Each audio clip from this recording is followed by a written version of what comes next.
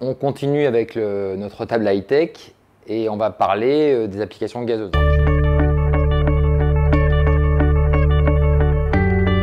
J'ai récemment écrit un billet dans Cloud Experience vous parlant des applications gazeuses ou des applications cloud-aware. Je vais maintenant passer de l'écrit à l'image. Alors, qu'est-ce qu'une application gazeuse? En fait, c'est une application, vous le voyez sur le dessin, qui va pouvoir s'étendre ou se rétracter en fonction des évolutions de température et de pression du marché. Alors à quoi ça correspond? Finalement, ça correspond à un nombre de transactions, ici le grand T, sur un espace-temps. D'accord? Donc finalement, ce qu'on va demander à l'application, c'est d'être capable de suivre, tel que je le fais ici, les évolutions de la demande en respectant ses SLA ou ses niveaux de service. Qu'est-ce qu'on doit mettre comme mécanisme en pratique pour faire ça?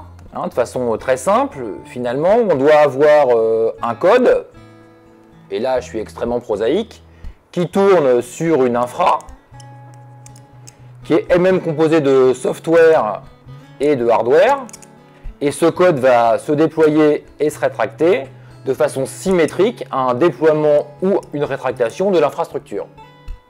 Et parce qu'on va pouvoir faire ça, eh bien, on va pouvoir suivre les évolutions, comme je le disais à l'instant, de la demande. Alors, pour faire ça dans la vie réelle, de quoi on a besoin? Alors, je reprends mon concept d'application, mon grand A ici. De quoi a besoin cette application? Elle a besoin finalement de pouvoir écouter. Donc, il y a une API qu'on va appeler écoute ou oreille, et elle va écouter finalement la demande. Et puis, on va avoir besoin d'une API qui va manipuler l'infrastructure et qu'on va appeler l'API bras. D'accord? Et donc, il va se passer quoi? On va écouter la demande qui va arriver ici comme ça. C'est les trois flèches de d'habitude. Donc, cette demande-là, elle est classique. Puis, imaginons maintenant que eh bien, j'ai une multiplication des flèches par 10 000. Alors, je vais devoir interpréter ici ce qui va se passer. Et donc, je vais passer à un état rouge ou DEFCON 1 pour les Américains. Je vais donc interpréter ça, le signal, traduire ça en quelque chose dans l'application et puis donner à mon API bras qui manipule l'infrastructure des éléments qui me permettent de dire get resource.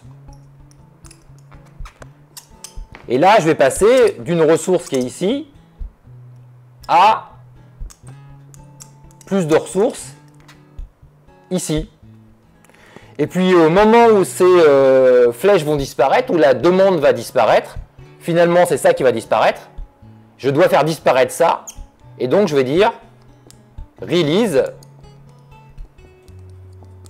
resource.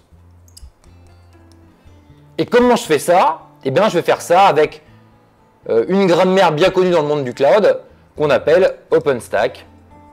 Donc c'est finalement l'application qui dorénavant parlera OpenStack et qui, en disposant de cette grammaire d'accès universel à l'infrastructure, lui permettra de manipuler directement les composants sous-jacents lui permettant de tenir ses SLA.